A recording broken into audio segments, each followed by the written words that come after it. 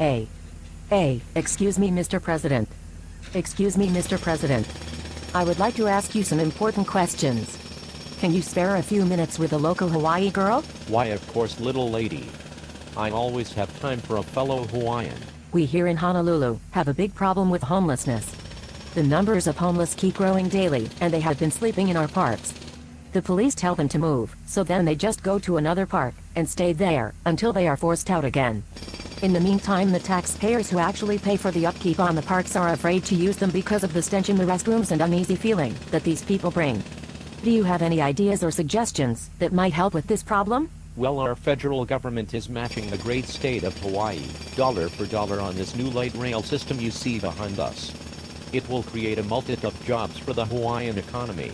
So are you saying that all these homeless people here in our parks will be put to work on the light rail project, and that the homeless problem will go away in Hawaii? You know, I was born here in this great state and I went to school over there at Punahou. I also have many friends here in high political places that have supported me in my political aspirations for years. So what you are saying is that actually no homeless have the skills needed to work on the light rail project, and that once it is done it will provide a cheap place for them to spend the night?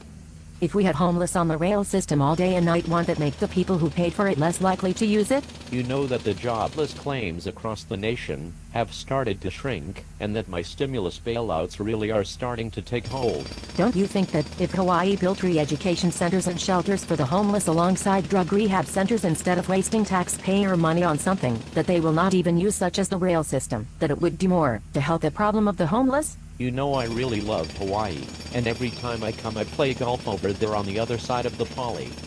The beach there is really nice for my daughters as well. I really guess you don't understand the problem, because you don't live in Honolulu. Maybe if the state of Hawaii all gets together and makes homelessness a crime, we could round them all up and charter some planes and send them all on a one-way trip to Washington, D.C.